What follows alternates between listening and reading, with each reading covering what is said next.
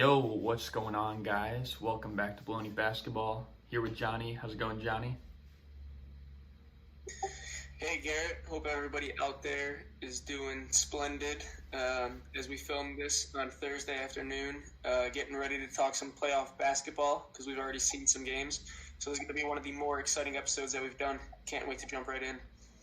Yeah, and basically what we're going to do, we're going to jump into every series and kind of recap what's happened so far, what we kind of think might happen going forward. But let's start with the first game of the playoffs, which is the Nuggets and the Jazz. Obviously, the Nuggets won the first one. The Jazz just tied it up yesterday with a pretty easy win. But, I mean, Donovan Mitchell's been kind of going off. Jamal Murray had a crazy game one. What are your thoughts on it so far? Yeah, I think this is one of the more even matchups, if you will. Denver being without Will Barton and Gary Harris obviously hurts them. Utah, a team that already didn't have a whole lot of depth, has been without Mike Conley and will be without him for at least a game as he left the bubble for the birth of his son. So congratulations there. But I think it's been a great series so far. We've seen playoff Donovan Mitchell come out and just take games over. But like I said, their lack of depth really hurts them. Jordan Clarkson is really their only guy off the bench. Other than that, they're just getting minutes from Georges Niang or Tony Bradley or Emmanuel Mudiay. Whereas Denver has guys that can come off the bench and actually perform. Monte Morris has looked good. Mason Plumlee comes in and gives minutes. Jeremy Grant's solid off the bench. So I still expect Denver to win this series. But through two, this has been one of the better series we've seen. Yeah, and although they have, like you said, the depth advantage over Utah, the Nuggets starters have to play better, especially in game two. I mean, it was near the end of the second quarter and then beginning of the third quarter when the Jazz started to make a run. So, and I kind of had a feeling that, guys like Jamal Murray wouldn't have like the performance in game one and game two. I mean, they're kind of an up and down team. You never know like what they're going to do. But I mean, Donovan Mitchell, like you said, has been playing insane.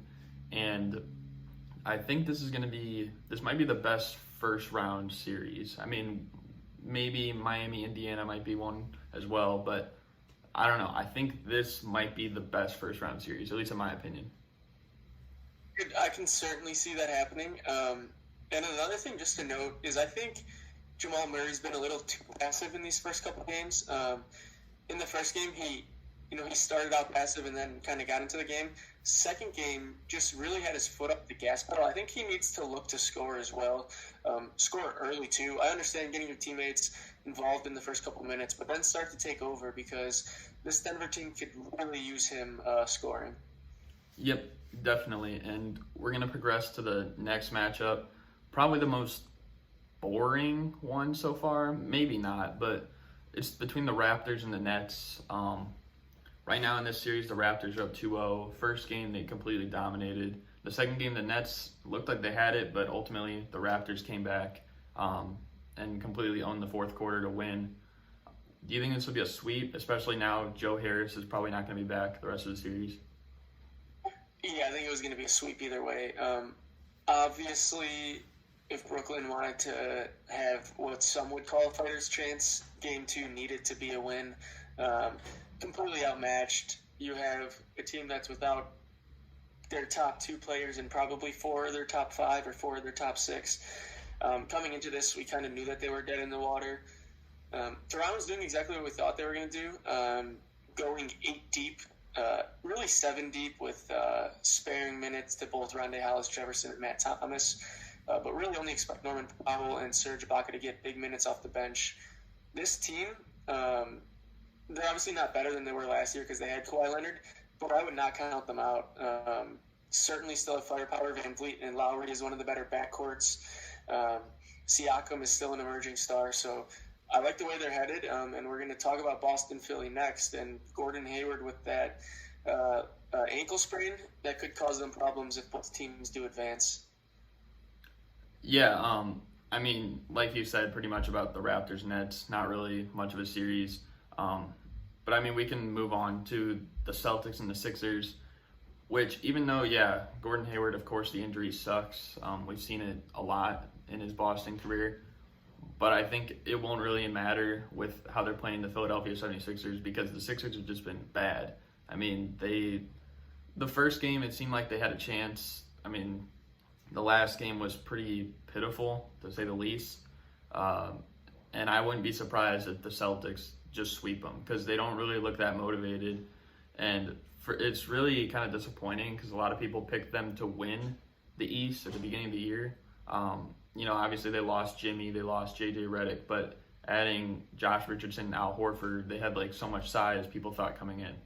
And they've kind of disappointed all year long. I know Ben Simmons isn't there, but I think Joel Embiid is kind of unhappy with how everything's going right now. He already yelled at Shake Milton earlier in the bubble, so I think that there's some dysfunction going on there. I wouldn't be surprised if the Celtics win it 4. Yeah, it's certainly headed that way. For those of you that did not catch the game Wednesday night, Joel Embiid went to the bench at the end of the game and just looked like he was just going to start crying. Looked absolutely dreadful, whatever you want to call it. Certainly no motivation there. So I could certainly see this being a sweep. Listen, no Ben Simmons is showing in this series. Ben Simmons is probably their best perimeter defender, so he would have taken the duty of guarding Jason Tatum, who's just coming out and doing what Jason Tatum does. I don't know, this might be the end of Brett Brown. For those that support Brett Brown, they could use the excuse card that he didn't have Ben Simmons. But to me, I'm more interested to see what's going to transpire in the offseason for the Sixers. Yeah, they definitely have a lot of questions to be answered. But we're going to move on to the Clippers-Mavericks. Now, personally, I'll give my take on this first. In my opinion, I think the Mavericks have played much better this series. I think they outplayed the Clippers for both games. I think the Clippers, of course, they were fortunate with the whole Kristaps ejection in the first game. Even if he deserved it or not, they got very lucky with the Mavericks just kind of missing shots. But I think in terms of like who's wanted each game more, it looks like the Mavericks have come out more ready to play. And that's kind of a concern for the Clippers. What do you think? Yeah, I think this whole conversation has to just start with the fact that Luka is special. 21 years old, coming in, doing what he is doing. Not that it's a surprise entirely because of what he did at the young age of 19 in the EuroLeague. But this is just crazy. I know he had 11 turnovers in game 1, but the stat line he still put up was ridiculous.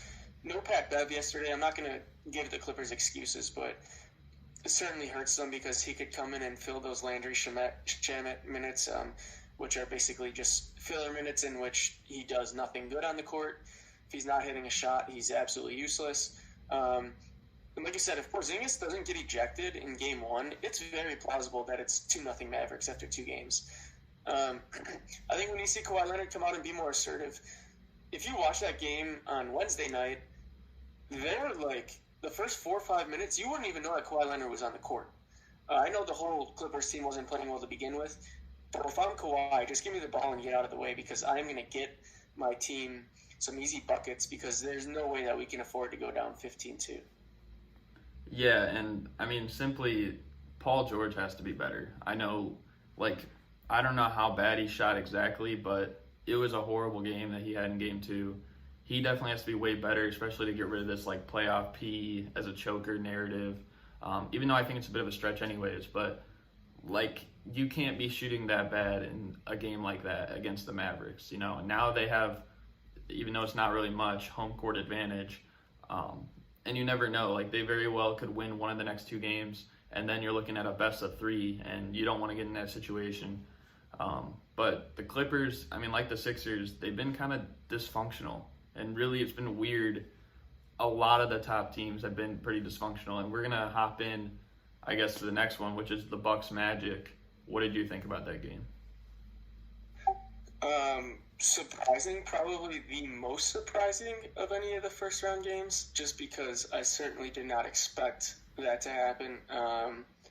Completely outplayed Milwaukee was. And for those of you listening, this is without Jonathan Isaac and Aaron Gordon, 2 of their 3 best players and the 2 players that are probably best suited to guard Giannis. Listen, didn't Orlando beat Toronto in their first game last year, or the second game, whatever it was, on the road?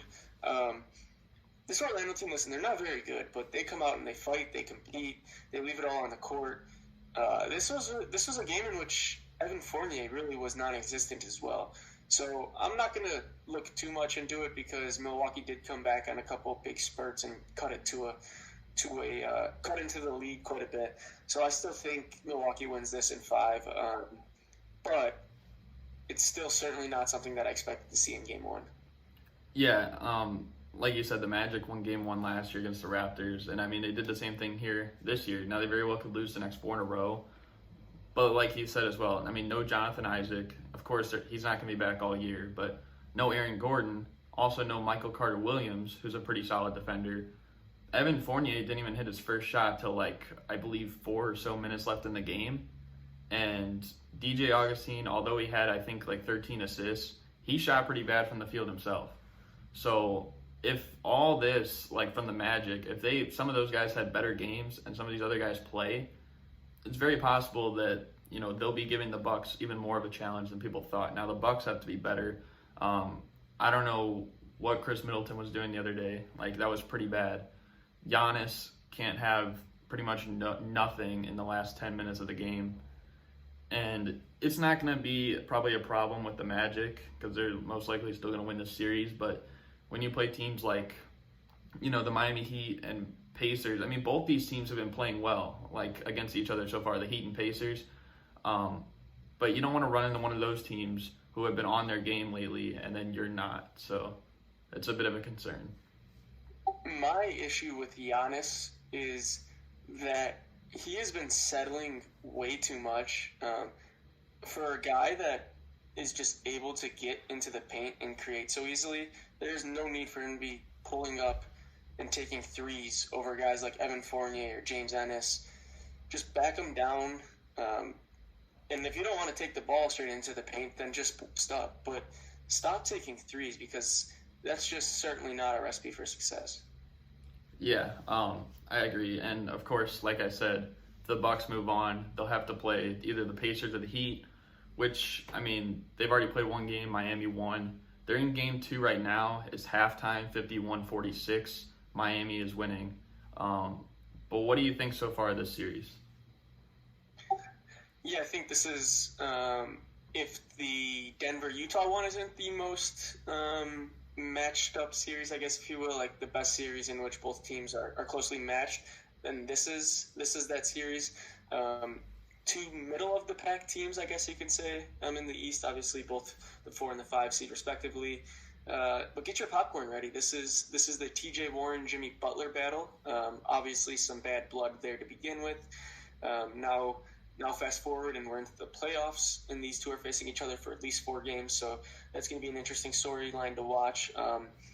Before the show, I was just telling you how Bam Adebayo was having a rough Game 2 currently, scoreless at halftime, did have a little foul trouble, but in Game 1, 17 points, 10 rebounds, 6 assists, 3 blocks, and 0 turnovers. Guy is so rock solid, going to be one of the building pieces for the Heat in the future. I think Miami gets out of this series. If they win today, they probably get out in 6, but if they lose today, I could see them winning in 7.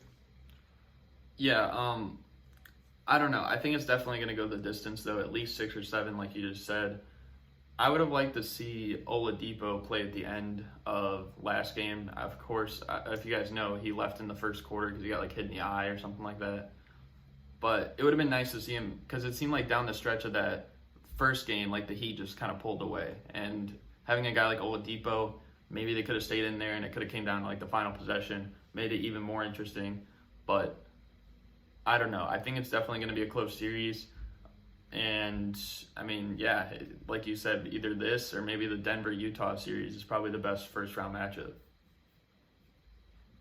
Yeah, I mean, before I would maybe include that Houston OKC one, but after Game 1, which we'll talk about, I'm not so sure that's it.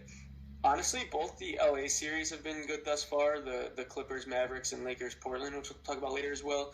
But I think it has to be the Miami-Indiana one where these teams match up the best with each other.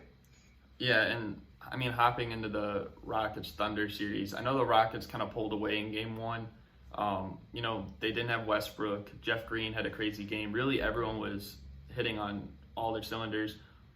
But I don't know. I think that the Thunder, I kind of expected, my expectation is that Westbrook was going to miss the first 2 games and that they were going to split. So, I mean, the Rockets did win the first game. I guess we'll see game 2, which is on right after this Heat-Pacers game. We'll see if the Thunder can even it up. If not, then maybe they're going to be in a little bit of trouble, especially if Westbrook ends up coming back the next game or today. We'll see. But I don't know. I think that Gallinari played well for the Thunder, but, of course, Shai Gilgeous-Alexander had a bad game. So hopefully he can turn it around and maybe they'll have a chance. Yeah, I expect OKC to come out and be a lot more competitive today. Like you said, Houston just came out and just smashed the Thunder. Wasn't close at any point in the game. Without Russell Westbrook, listen, the Thunder need to win this game. Cannot go down 2-0. And I think with a leader like CP3 on this team, they're not going to go down easy. I think they come back, bounce back, and pick up a W today.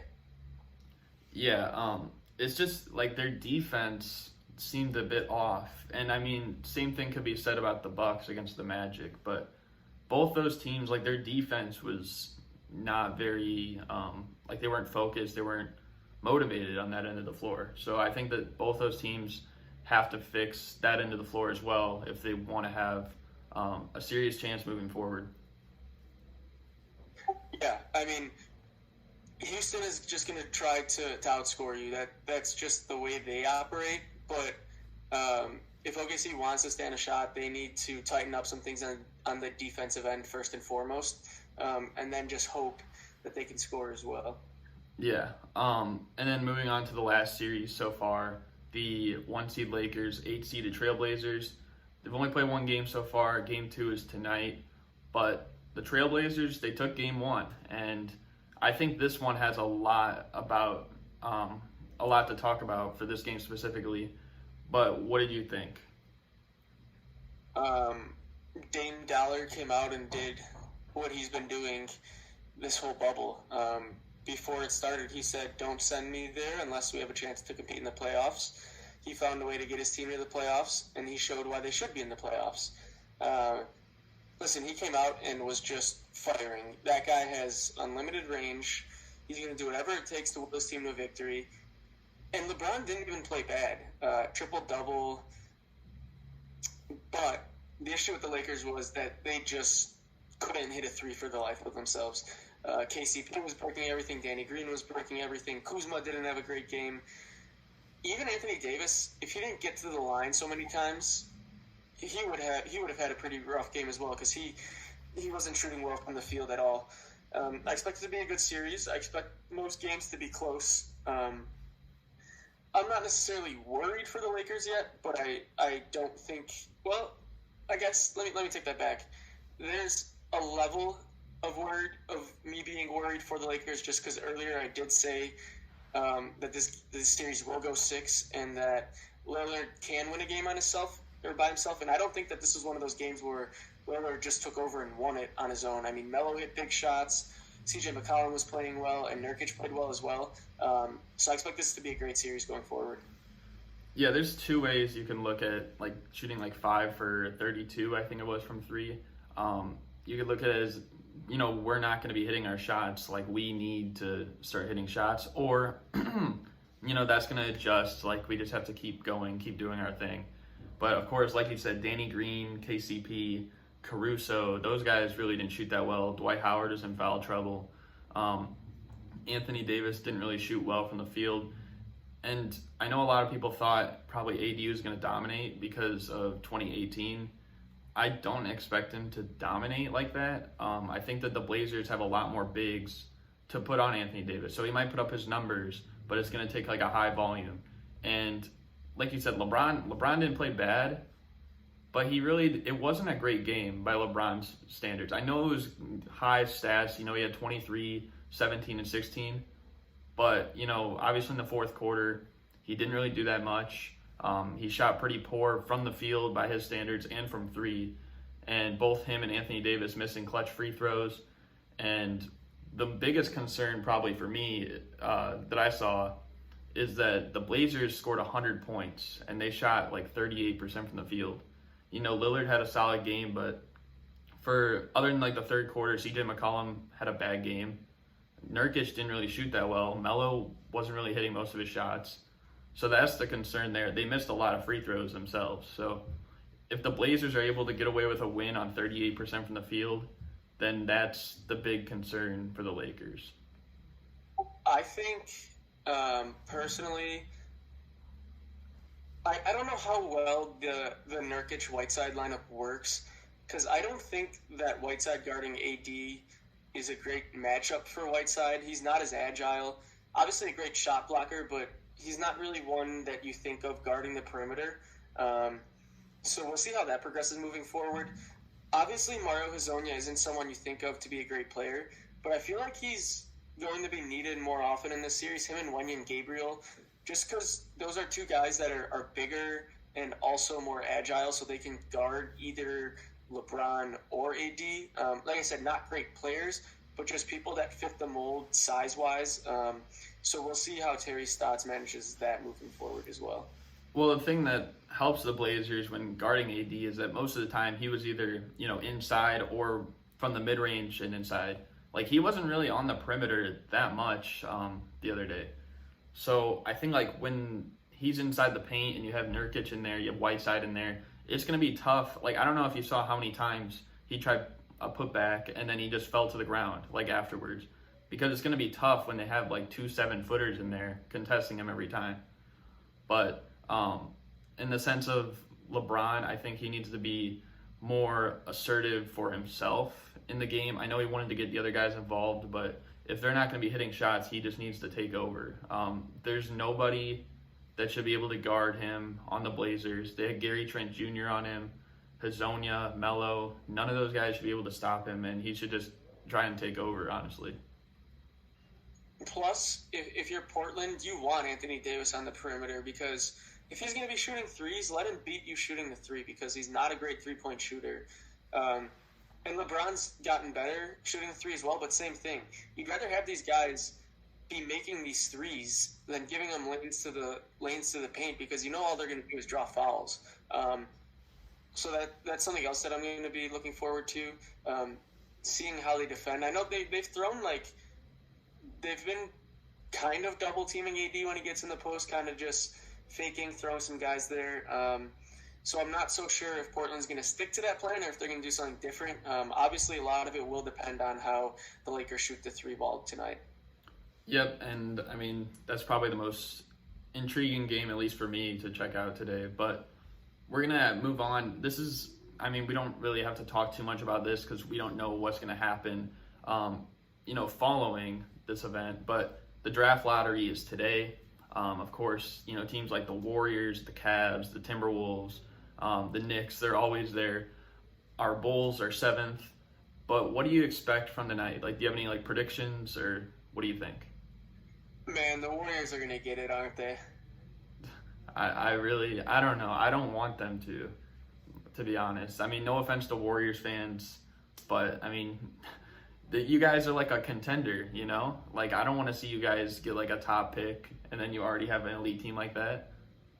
I mean, this could be everything the Warriors need, and not because honestly, if the Warriors get it, I don't think they keep it. I think they package that, whether it's Jordan Poole, Eric Pascal, Andrew Wiggins, something. They dish it out and get themselves maybe not a star, but just a bona fide third or fourth option, just something, because their window is closing with every given day, considering the injuries to Curry and Clay, the age. But I think they have a couple more years in them, and if they get this first pick, it's going to really suit them well to go out and get some more talent. Yeah, I actually have a feeling that might happen too, but I don't know who exactly. But for some reason, I don't see why the Warriors would keep their pick. Really, the only person that would make sense, I guess, for the lineup would be James Wiseman, and I don't know how high they are on him. But, I mean, I've seen rumors about maybe Anthony Edwards playing for the Hawks. I think that would be interesting. For some reason, I feel like the Pistons are going to get a really high pick because I've seen all these LaMelo Ball and Detroit Pistons jerseys edits.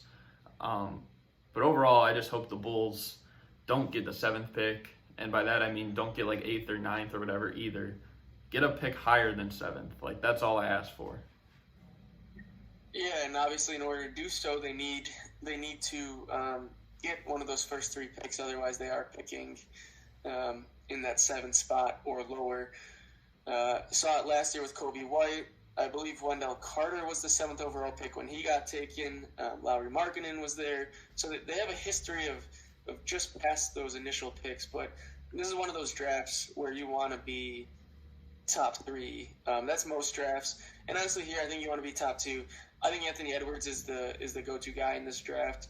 But if the Knicks get the first pick, it's going to be LaMelo Ball. That's kind of the lean that I feel. Yeah, and I'm not trying to like hate on the Bulls' 7th picks. Like, obviously Kobe White's solid, Lauri Markkanen and Wendell Carter, but I mean, if we got higher picks, we could have got maybe like a Jason Tatum or a Luka Doncic or a Zion or John Morant, and then our team would probably be like transformed so quickly. So it's just like that to think about. But I'm excited to see what happens. It's always one of the more entertaining days in the NBA. And kind of just to allude what you said about those 7th overall picks, when you're picking 7th overall, or like when you're in the lottery in general, you're not looking for a starter. You're looking for a star, a superstar. You're looking for somebody to transform your organization, because there's a reason you're picking the lottery. You're not a playoff team. You're not a super competitive team, at least. So you need somebody that's going to catapult you into that position. In order to do that, you don't need a starter. You don't need a 4th or a 5th guy. You need somebody that can lead your team. And that's kind of why you said what you said. It's not a knock against those guys, but that's not necessarily who we're looking for when we're picking in the lottery. Yeah, I definitely agree. And we're going to move on to the last topic, which is about, a former NBA legend, Hall of Famer, Charles Barkley. Obviously, we all know he's on NBA on TNT. And lately, he's had some crazy takes, honestly. The first one, though, I mean, we'll see if it's that crazy or not. But he said James Harden is the best 1v1 player ever. Do you agree or disagree with that? I don't think I agree with it, but I could see him certainly being up there in the top 5. Mentioning names like Kevin Durant, Michael Jordan, Allen Iverson, Kobe Bryant. All these guys are up there for top 1v1 player ever. Is Harden number 1? I'm not so sure about that, but it's not like he's out of the question. But I don't think he's number 1. Yeah, I don't think he's number 1 either. When I look at a 1v1, I'm looking at both sides of the floor. So if you had Michael Jordan on James Harden, and then James Harden on Michael Jordan, I mean, let's just think about that. Like, I think Jordan would pretty easily, have the advantage. Same thing you could say with Kobe.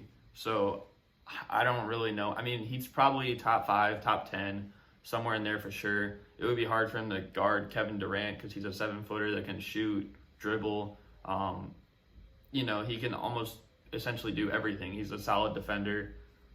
So I don't agree with Chuck on that one. Yeah, it's like I said, it's not like ludicrous to have him up there, but I just don't think he's number 1. Yeah. Now, speaking of ludicrous, this one is likely the most ludicrous one. Charles Barkley, before the game the other day, he said if the Blazers win Game 1, that they will sweep the Lakers. And obviously they won Game 1, and Barkley came out brooming the set. What do you think of this? Yeah, that's not one I agree with. It's just like this is what you would call a blazing hot take. Something that most likely will not happen. Actually, I would go as far to say certainly will not happen. So I don't see it happening, and I certainly don't think it's going to happen. This is going to be a competitive series. But, I mean, I always appreciate Charles Barkley having hot takes because it makes it fun. Yeah, I think it's definitely always entertaining, but, I mean, what is he thinking? Like, there's no way that, like, I think if the Blazers win, it'll be in 6 or 7 games. I don't even think that the Lakers would only win one if they won this series. I think they'd at least get two. And still, the Lakers are the favorites. I mean, one game doesn't change everything. We saw that last year with the Celtics and the Bucks when Paul Pierce said, "I think it's over," and then the next 4 games, the Celtics just ran off the floor. So it's definitely way too early. It was kind of crazy to even bring that up, honestly. Yep, one that I do not agree with in any way, shape, or form. Yeah, and now this one, I mean, we'll see what you think about this one. I mean, of course, Barkley and Shaq always go back and forth, but just something that I pulled was that he said Kareem would have skyhooked Shaq to death. Agree or disagree? Yeah, this is one of those where I actually agree with it, or at least somewhat agree with it, but it's not dissing Shaq's defense. The skyhook is the most unguardable move ever. It's the best one-on-one move we've ever seen in the game. It's better than Kobe's turnaround. It's better than MJ pulling up. It's better than Dirk's fadeaway. This shot is so hard to guard because you just can't get a hand to it. Kareem's most likely taller than you. He's going to jump up there, and the ball is going to be so high in the air that you're not going to get a hand to it. So in that sense, it's so unguardable that he probably would skyhook Shaq to death the same way he skyhooked every other player he ever faced to death. I think he would skyhook him a lot. I wouldn't say skyhook Shaq to death because that makes it sound like, Shaq's going to have, there's nothing Shaq can do. And that if maybe they were a one-on-one situation, as if Shaq isn't going to get his or something like that. So I don't know about skyhooking Shaq to death, especially if it's, a young Orlando Shaq who's probably his most athletic form. I think that he could stand a chance against Kareem for sure. And of course, I mean, I'd probably say Shaq is stronger than Kareem, so it might be harder for him to get the skyhook off. But that's just my thoughts on that. Yeah, I mean, I guess where I'm going with it is that Shaq may make it harder for him to get the shot off, but the shot is just so pure and so good that, to me, it almost doesn't even matter who's guarding him. Yeah, I think definitely it's the most unstoppable move. I mean, we've seen no one do it since, so, I mean, that kind of explains it. But that's all the topics for the day. Kind of breeze through every single little thing, but do you have any last words? No, nothing huge. I'm just going to, after we finish this, I'm going to go back and watch some more basketball because that's what we do these days, basketball all day, every day for the time being. Soak it in while you can. And we will most likely be back next Thursday to do the same thing and recap more of the playoffs. Yep, and currently it's about 7 minutes left in the third. The Heat are up 71-59 on the Pacers, and I think both of us are going to go tune in right now. So hope you guys enjoyed, and we're out. Peace.